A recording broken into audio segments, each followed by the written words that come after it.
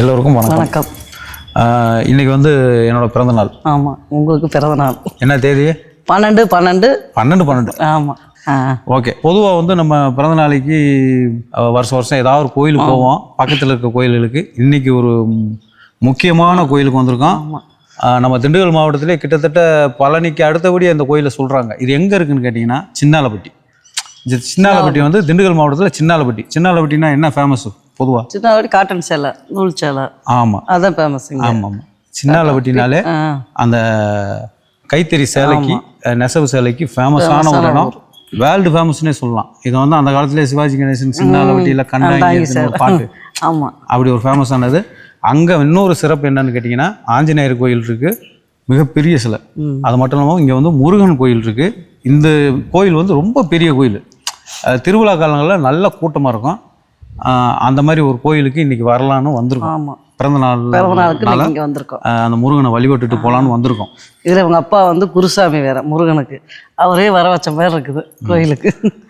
அது மட்டும் இல்லாமல் இந்த பிறந்த நாளைக்கு நம்ம தர்னிஸ் தீபக் மாதிரி வயசு பசங்கள்லாம், பொண்ணுங்க எல்லாம் அப்பாவுக்கு வாழ்த்து சொல்லுங்கள். என்னைய விட பெரியவங்க அப்பா அம்மா ஸ்தானத்துலேருந்து ஆசீர்வாதம் பண்ணுங்கள். ஒருத்தவங்க ஜெயிச்சாலோ தோத்தாலோ பாராட்ட கற்றுக்கணும் அப்படின்ற மாதிரி பெரியவங்களாக இருக்கட்டும் சின்னவங்களாக இருக்கட்டும் வாழ்த்து சொல்ல கற்றுக்கணும். அதனால் கண்டிப்பாக நீங்கள் வாழ்த்தணும். ஓகே, இப்போ நம்ம முருகனை வழிபட்டு உள்ள ஒரு சில விஷயங்களை பற்றி பேசுவோம். வாங்க. சரி. கோபுரம் நல்லா ஹைட்டாக இருக்குல்ல? நல்ல பெரிய. அங்கே அந்த புறாக்கள்லாம் வழக்கம் போல் எல்லா இடத்துலையும் குடியிருக்க மாதிரி. ஆமாம், நம்ம கோயிலே இருக்குது. 1 2 3 5 நிலம் வச்சிருக்கு. சரி, இதுக்கு முன்னாடி நீ இங்கே வந்திருக்கியா தனிப்பட்ட முறையில்? நான் வந்துருக்கேன். கல்யாணத்துக்கு முன்னாடி இல்லை, கல்யாணத்துக்கு முடிச்சதுக்கு அப்புறம் தான் வந்துருக்கேன். நம்ம கூட தான் வந்திருக்கேன். அதான் அந்த கல்யாணத்துக்கு வந்ததோட சரி. கல்யாணத்துக்கு வந்திருக்கோம். இது விசேஷ காலங்கள்ல நல்ல கூட்டம். ஆமாம், கூட்டம். அதோ பார்த்தியா, வா, அதான் அந்த காலத்து பில்டிங். ரொம்ப வருஷம் நீளமா. கோயில் பார்த்தியா எவ்வளோ அகல சகலமாக இருக்குன்னு. இங்கே ஒரே டைமில் ஒரு 5-6 கல்யாணமே நடத்தலாம். பிரமாதமா சிலைகளை பாருங்க எப்படி செதுக்கிருக்காங்க. செஞ்சிருக்காங்க, சிமெண்ட். சரி சரி வந்துட்டு அப்படியே இந்த விநாயகருக்கு ஒரு சலாம் அலைக்கும் சொல்லிடுவோம். வா. ஆமாம், இதில் இயற்கையாகவே அந்த எண்ணெய் வடிஞ்சு அந்த திருநீர் எல்லாம் கலந்து ஒரு கலவையாக அதை எடுத்து பூசணும்னா அது ஒரு இது கலராக நல்லா கருப்பாக இருக்கும். ஏற்கனவே அந்த கையெல்லாம் வச்சுருக்காங்க. வச்சுருக்காங்க. ஓகே.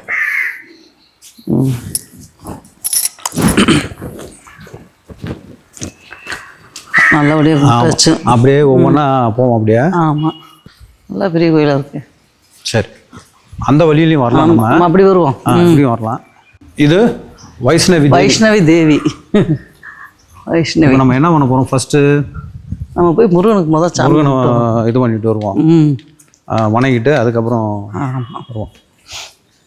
நம்ம இந்த வழியாகவும் வரலாம். அது வந்து கோபுர வழியாக வரக்கூடிய நுழைவாயில்.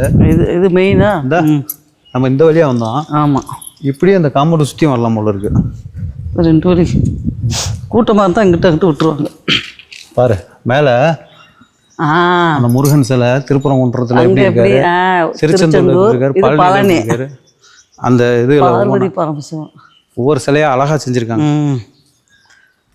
ஒரு ஊர்ல இருக்கிறது சுவாமி மலை. கடவுளே,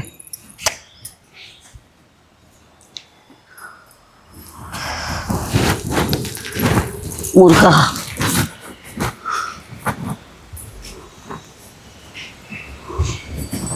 நல்ல சூப்பர். கருவறை அடைச்சிருக்கு. ஏன் டைம்? ஆமாம், இங்கே வந்து எப்படின்னா அங்கேயே சொன்னாங்க, அந்த எழுதி போட்டிருக்காங்க பாரு டைமிங். ஆமாம், வெள்ளிக்கிழமை எழுதியிருக்காங்களா இன்றைக்கி 12 மணி வரைக்கும் அப்படின்னு டைம் எழுதியிருக்காங்க. நம்ம வந்த டைமு கொஞ்சம் அதிகமாகிடுச்சு. இருந்தாலும் பரவாயில்ல, பக்தர்கள் இப்படி தான் நம்ம பார்த்தேன். நான் அடைச்சிருந்தாலும் பரவாயில்ல, வேறு இந்த டைமுக்கு நம்ம வெளியூர்லேருந்து வர்றோம். என்ன சாமியை கும்பிட்டு இந்த மேலே என்ன திண்ணீர் வச்சுருக்காங்களான்னு பாரு. இருக்கா? தீப்பெட்டி வச்சுருக்காங்க. அந்த பக்கம் இருக்குது ஏதோ. இல்லையே, இந்த பக்கம் பாருங்க, குங்குமம். சரி, எடுங்க. சரி, சாமி கும்பிடு.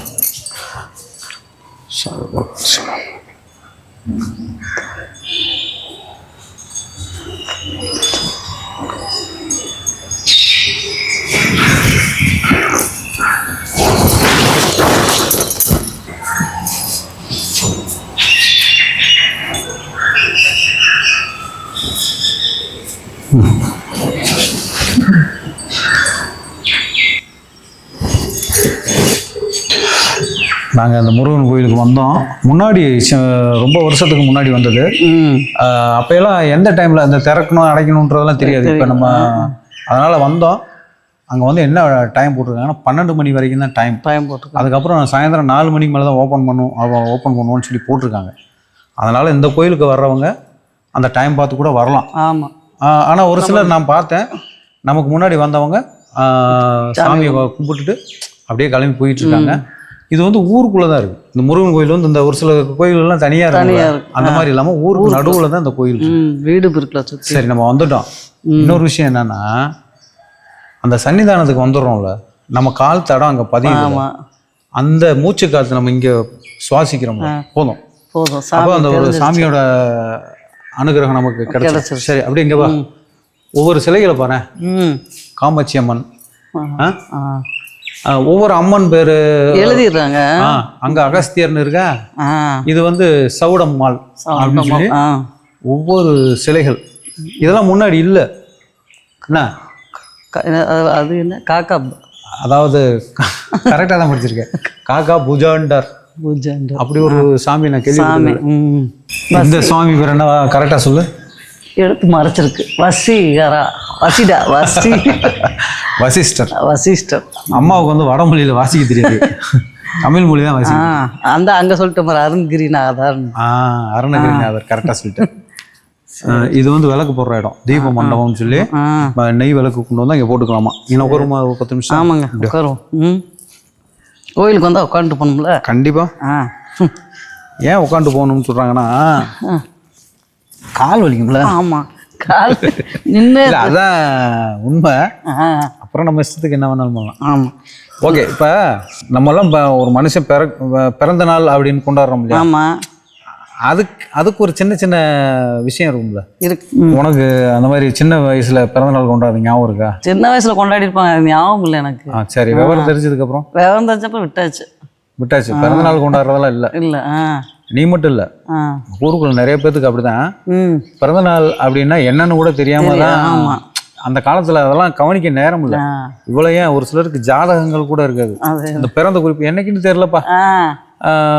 ஏதோ பிறந்தேன், ஆடி மாசம் பிறந்தேன்றாங்க, சித்திரை மாசம் தெரியல, தேதியெல்லாம் தெரியலப்பா, வருஷமும் தெரியல, குத்துமதி. ஆமா, அந்த காலத்துல பிறந்த சர்டிபிகேட் கூட இருக்காது நிறைய பேர்த்திட்ட. ஏன்னா பிறந்த சர்டிபிகேட் கவர்மெண்டே கொடுக்காது. அதுவும் அன்னைக்கு ஏஜ் சர்டிபிகேட் வேணும்னா நம்ம அந்த படிச்ச சர்டிபிகேட் வச்சு தான் கொடுக்க முடியும். ஆனா இன்னைக்கு இருக்குது அப்படி கிடையாது. இன்னைக்கு பிறந்தோடனே பிறந்த நாள்ல அந்த நாட்கள்லாம் கொண்டாட ஆரம்பிச்சிட்டாங்க. இப்போ என்னோட இதை கவனி, நான் இது வரைக்கும் உங்ககிட்ட சொன்னதில்லை, உங்ககிட்ட மட்டும் இல்லை அவங்ககிட்டையும் சொல்றேன். இப்போ நான் வந்து கரெக்டாக எப்படின்னு பார்த்தீங்கன்னா, என்னோட அப்பா அம்மாவுக்கு ரொம்ப வருஷமா குழந்தைகள் இல்லாமல், இந்த எத்தனையோ படங்கள்ல கதைகளில் கேள்விப்படும் பாருங்க, தவம் இருந்து பிறந்தோம்னு சொல்லி, அந்த மாதிரி ரொம்ப கஷ்டப்பட்டு கடவுளை வேண்டி முன்னாடி அக்கா பிறந்தாங்க. அப்பாவுக்கும் அம்மாவுக்கும் ஃபர்ஸ்ட் அக்கா, என்னோட அக்கா பிறந்தாங்க. அதுக்கப்புறம் கரெக்டாக 3 வருஷம் கழிச்சு நான் பிறந்திருக்கேன் அப்படின்னு சொல்கிறாங்க. அந்த தேதியெல்லாம் அப்பாவெல்லாம் அப்பயே குறிப்பு எழுதி வச்சுட்டாரு, ஜாதகம்லாம் எழுதி வச்சுட்டாரு. ரைட்டு. இப்போ அந்த நான் பிறந்தது கார்த்திகை மாதம். சரி, கார்த்திகை மாதம் கரெக்டாக அன்னைக்குன்னு இந்த நம்ம கார்த்திகை தீபம் போடுவோம், அந்த டைமில் அது கரெக்டாக அமைஞ்சிருக்கு. சரி சரி. கார்த்திகை தீபம் போடும்போது அந்த முதல் நாள் கார்த்திகை கொண்டாடுவோம் பாருங்க, அந்த டைமில் நான் பிறந்திருக்கேன். அன்னைக்கு பர்ஃபெக்டாக அந்த தேதி வந்து டிசம்பர் 12, கார்த்திகை 26ஆம் தேதி. இன்னைக்கு தமிழ் என்ன தேதி தெரியல, பார்க்கல. நம்ம இங்கிலீஷை மட்டும் மெயின்டைன் பண்ணிக்கிறது. கார்த்திகை 26ஆம் தேதி இங்கிலீஷுக்கு டிசம்பர் 12. ஓகே, எனக்கு நல்ல நினைவு தெரிஞ்சு அப்பா அம்மா சொந்த பந்தம் தெரியும் பாரு, நடந்து ஒரு 3-4 வயசு ஆகும் பாருங்க. அப்போ இருந்தே எனக்கு மட்டும் பிறந்தநாள் கொண்டாடுவாங்க எங்கள் வீட்டில். பிறந்தநாள்லாம் என்னன்னே தெரியாது. அந்த மாதிரி சமயத்தில் நம்ம வீட்டில் பிறந்தநாள் கொண்டாடுவாங்க. எப்படி கொண்டாடுவாங்க அப்படின்னா, அப்பா மளிகை கடை வச்சுருப்பாரு. போண்டா பலகாரம் எல்லாமே போட்டு காலையில் இட்லி தோசையெல்லாம் வச்சு இது பண்ணுவாங்க. அதனால் அப்பா அம்மாவும் வீட்டிலே தான் இருப்பாங்க. நான் எப்பயுமே எனி டைம் பார்த்துட்டு இருப்பேன் லீவாக இருந்தால். இப்போ இவங்க என்ன பண்ணிடுவாங்கன்னா, அந்த பிறந்தநாள் கரெக்டாக கார்த்திகை அந்த விளக்கு போடுறோம்ல, விளக்கு போட்டோன்னே எனக்கு அழகாக புது துணியெல்லாம் போட்டு, எனக்கு பிறந்தநாள்லாம் தெரியாது அப்போ, புது துணியெல்லாம் போட்டுட்டு கையில் அந்த ஒரு சின்ன தட்டில் ஜீனி இருக்குல்ல, ஜீனி இல்லைன்னா நாட்டு சக்கரை, ஆமா அதை தட்டு நிறைய போட்டு, அப்பெல்லாம் கேக்கு சாக்லேட்லாம் கிடையாது, சாக்லேட்லாம் இல்ல. ஜீனி அல்லது நாட்டு சர்க்கரையை போட்டு அனுப்பிச்சி விடுவாங்க. அனுப்பிச்சி விடுவாங்கன்னா பக்கத்தில் ஒரு நம்ம சொந்த பந்தங்களுக்குள்ள இருக்காங்களா ஒரு 10 வீடு. அப்போ போனோடனே அவங்க என்ன செய்வாங்க, அந்த சொந்தக்காரங்க நம்ம பக்கத்து வீட்டுக்காரங்க ₹1.50 அன்னைக்கு 10 காசு 20 காசு இருக்கு பாருங்க, அதை போட்டுட்டு திண்ணீர் பக்கத்துலேயும் வச்சு விடுவாங்க. அந்த திண்ணீர் எடுத்து பூசி விட்டு கொஞ்சம் ஜீனி அள்ளி என் வாயில போட்டு அவங்களும் வாயில அள்ளி போட்டுக்குவாங்க. இது எப்படி ஒரு அருமையான பழக்கம் பாரு அன்னைக்கு. அந்த மாதிரி பண்ணிட்டு என்னை என்ன சொல்லுவாங்க தெரியுமா, எனக்கு இன்னும் நல்ல ஞாபகம் இருக்கு, ஒரு ஆட்டம் போடுறா அப்படின்வாங்க. ஒரு ஆட்டம் போடுனா அது சின்ன வயசுல எப்படி ஆடினேன்னு எனக்கு தெரியல, நானும் ஆடுவேன். ஆடினோடனே அது என் கூட பசங்க 2-3 பேர் வருவாங்க எனக்கு பிறந்த நாள்னு சொல்லிட்டு. அப்புறம் இப்படி தாங்க ஆரம்பிச்சது. அதனாலயோ என்னமோ தெரியல, அந்த கார்த்திகை மாதம் வந்து எனக்கு விவரம் தெரிஞ்சு இந்த தேதியெல்லாம் பார்க்க மாட்டோம். கார்த்திகை விளக்கு போடுறப்ப பிறந்த நாள் கொண்டாடுவோம். அப்புறம் எனக்கு நான் மெச்சூரிட்டி ஆகி 10th எல்லாம் படிக்கும்போது அப்போ தான் எனக்கு தெரியும், நல்ல பெரிய ஆளாக வந்த பின்னாடி தான் தெரியும், ஓ டிசம்பர் 12 தான் நம்ம கொண்டாடணும் அப்படின்ட்டு. அதுலேருந்து நம்ம டிசம்பர் 12க்கு பிறந்தநாள் கொண்டாடுறதுன்னா எப்படின்னா, பயங்கரமாக கேக்கு வெட்டி இதெல்லாம் கிடையாது. எங்கள் அப்பா நான் பெரிய பையனானோன்னா என்ன செய்வார்னா, நான் எப்படி சமைக்கிறேனோ என்னைய விட 10 மடங்கு பெரிய ஆள், அவரை கணக்கே சொல்ல முடியாது, அப்படி ஒரு அருமையான சமையல்காரர் அவர். பெரிய கதையாசிரியர். அவர் என்ன பண்ணுவார்னா, எனக்கு பிறந்தநாள் வந்துருச்சுன்னா அழகாக கேசரியை ரெடி பண்ணி, கேசரி எப்படி பண்ணுவார் தெரியுமா, கேக்கு மாதிரி இருக்கும், குளக்குளன்னு இல்லாமல் இது மாதிரி இல்லை, ரெடி பண்ணி ஒரு பிளேட்டில் ஊற்றிடுவார், பெரிய தாம்பளத்தில் ஊற்றிட்டு ஒரு அரை மணி நேரம் கழிச்சு கட் பண்ணால் டைமண்ட் ஷேப்பில் கட் பண்ணால் அப்படி. ஆமாம், அப்படியே எடுத்து சாப்பிட்றது. அப்படியே ஒரு 100 பேர் வந்தாலும் ஆளுக்கு ஒரு துண்டை எடுத்து கொடுக்குற மாதிரி சூப்பராக இருக்கும். அதுதான் எங்களுக்கு கேக்கு. அப்போ எல்லாம் கேக்குன்றதை நாங்கள் சினிமா படத்தில் நம்ம கடையில் ஓட, ஏன்னா பேக்கரியெல்லாம் அப்போ இல்லை, பேக்கரியெல்லாம் கிடையாது. அப்போ அந்த அருமையாக அந்த கேசரியை பண்ணி டைமண்ட் ஷேப்பில் கட் பண்ணி கொடுப்பாரு, நாங்கள் எல்லாத்துக்கும் கொடுப்போம். அதான் விவரம் தெரிஞ்சு நமக்கு பிறந்தநாள் கொண்டாடினது. அப்புறம் பார்த்தீங்கன்னா நம்ம ஃப்ரெண்ட்ஸ் சர்க்கிள் எல்லாமே அதே ரஜினிகாந்த் பிறந்தநாளும் அதே நாள் இன்னைக்கு தான் சொன்னாங்க. அது மட்டும் இல்லை, பாரதியார் பிறந்த மகாகவி பாரதியாருக்கு அவர் பிறந்தது டிசம்பர் 11. ஒரு சில டைங்களில் கார்த்திகை 26க்கு வந்து நம்ம பிறந்த நாளைக்கே வந்து உட்காரும், அப்போ எல்லாரும் சேர்ந்து கொண்டாடுற மாதிரி. அந்த மாதிரி ஒரு நல்ல மனுஷங்க பிறந்த நாளில் நம்மளும் பிறந்திருக்கோம் அப்படின்றது எல்லாத்துக்கும் பிரபலமாக தெரிய ஆரம்பிச்சிருச்சு நம்ம ஃப்ரெண்ட்ஸு சொந்தக்காரங்க சர்க்கிளில்.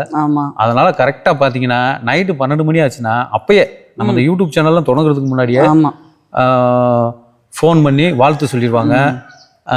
எங்கே பார்த்தாலும் ஒரு மெசேஜ் போட்டுருவாங்க, வாழ்த்து சொல்லிக்கிட்டே இருப்பாங்க.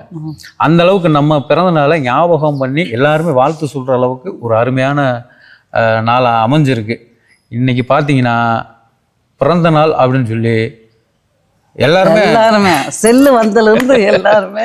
ஆமாம், அது அதாவது முன்னேற்றங்கள், அந்த அறிவியல் முன்னேற்றத்தில் இப்போ இன்னைக்கு தரையில் போய்க்கிருந்தோம் பறக்கிறோம், அது மாதிரி அறிவியல் முன்னேற்றம்ன்ற மாதிரி நாகரிக வளர்ச்சி நல்ல விஷயம் தானே. இப்போ நல்ல விஷயங்களை செலிப்ரேட் பண்ணுறது நல்லது தானே. வேற என்ன சாதிக்க போகிறோம், பிறந்தோம் செத்தோன்ற இடையில ஒரு நல்ல நல்ல விஷயங்களை என்ஜாய் பண்ணி சொந்த மொத்தத்தோடு பண்ணுறது நல்லது தானே. அந்த மாதிரி இன்னைக்கு எல்லாருமே பிறந்தநாள் கொண்டாட ஆரம்பிச்சிட்டாங்க. அதே மாதிரி இன்னைக்கு பிறந்த இதே டிசம்பர் 12 பிறந்த எல்லாருக்கும் நானும் வாழ்த்து சொல்லிக்கிறேன். நீ வாழ்த்து சொல்லி, நானும் மனசார வாழ்த்துக்கள் சொல்லிடுறேன். ஆமா, எங்களுக்கும் அதே மாதிரி வாழ்த்து சொல்லுங்க. பெரியவங்க அப்பா அம்மாவா இருந்து எங்களுக்கு ஆசீர்வாதம் பண்ணுங்க. ஆமா, எனக்கு ரொம்ப நாளா ஒரு டவுட் உங்ககிட்ட கேட்கணும்னு இருந்தேன். நீங்க கார்த்திகை மாசம் பிறந்தனால அந்த பேர் வந்துச்சா? என்ன பேரு? கார்த்திகேயன் அப்படின்னு. கார்த்திகேயன் இது உனக்கு மட்டும் இல்லை, நீ ஆனால் எல்லாருக்கும் ஜென்ரலாக கேட்குற கேள்வியை தான் கேட்குறேன். பொதுவாக கார்த்திகை மாதம் என்னைய கேட்பாங்க, டேய் கார்த்திகை மாதம் பிறந்தனால தான் உனக்கு கார்த்திகேயன், என்னோட பேர் கார்த்திகேயன் அதனால தான் இப்படி வச்சாங்களா அப்படின்னு கேட்பாங்க. எனக்குமே இந்த டவுட் வந்துருச்சு, நல்லா மெச்சூரிட்டி ஆனோடனே. ஏன்னா இப்படி எல்லாருமே கேட்குறாங்க, ஒருவேளை நம்ம கார்த்திகையில் பிறந்தனால வச்சுருப்பாங்களோன்னு நினச்சிக்கிங்க. அப்புறம் நல்லா மெச்சூரிட்டி ஆகி பெரிய ஆளான பின்னாடி எங்கள் அம்மா கிட்ட கேட்டேன் நான், எனக்கு எதுப்பா அப்படி கார்த்திகேயன் எப்படி செலக்ட் பண்ணி வச்சிங்க? ஏன்னா தப்பாக எடுத்துக்காதீங்க, நான் பெருமையாக சொல்கிறேன்னு, என்னோட பேரை இந்த கார்த்திகேயன்ற பேரை இன்னைக்கு லேட்டஸ்ட்டாக வைக்கிறாங்க. ஆமாம், அந்த பேர் இன்னும் நாகரிகமாக இருக்குது. அதாவது ரஜினிகாந்த் எப்படி 3 தலைமுறையாக நடிச்சிட்டு இருக்காரு, அது மாதிரி நம்ம பேர் இன்னும் கெத்தாக இருக்குது. அந்த கார்த்திகேயன்ற பேர் இன்னும் எத்தனை ஜென்மம் எடுத்தாலும் அந்த பேர் அப்படியே தான் இருக்கும். அந்த ஆச்சரியத்துக்காக நான் என்ன கேட்டேன்னா, அப்பா எப்படி இந்த பேரை செலக்ட் பண்ணாருன்னு கேட்டேன். கேட்டோடனே அதுக்கு என்ன சொன்னாங்கன்னா, நான் குழந்தை பிறந்தோடனே அப்போலாம் கருத்தடை பண்ணுவாங்கல்ல, குழந்தை போகுதுன்னு சொல்லிட்டு, அம்மா வந்து இங்கே தான் சின்னாலப்பட்டி காந்தி கிராம ஆஸ்பத்திரியில் அம்மாவுக்கு இந்த மாதிரி ஆப்ரேஷன் பண்ணணும்னு சொல்லி வந்து வைக்கும்போது அப்போ கை குழந்தை தானே நான் 1 மாத குழந்தை பக்கத்தில் இருக்கும்போது அந்த குழந்தை பேர் என்ன அப்படின்னு கேட்டிருக்காங்க. இன்னும் பேர் வைக்கலைங்க அப்படின்னு இருக்காங்க. ஆனால் குலதெய்வ பேர் ஒன்று எனக்கு வச்சிருக்காங்க, மாயாண்டின்னு. குலதெய்வ காதில் வந்து சொல்லுவாங்க குலதெய்வ பேர் மாயாண்டின்னு சொல்லி அந்த பேரை வச்சுட்டு பேர் கூப்பிட்றதுக்காக பேர் வைக்கல அப்படின்னு சொல்லிட்டு அவங்க என்ன சொல்லியிருக்காங்க, அது ஒரு ராசி சொல்லுவாங்க நவகிரகம் மாதிரி, ஒரு 9 விதமான பேர்களை செலக்ட் பண்ணி கொடுங்க, அதை நாங்கள் பேர் குலுக்கி போட்டு எடுத்து பார்ப்போம்னா அவங்க விளையாட்டுத்தனமா அங்கே இருக்கிற நரசுக சொல்ல விட்டேன்.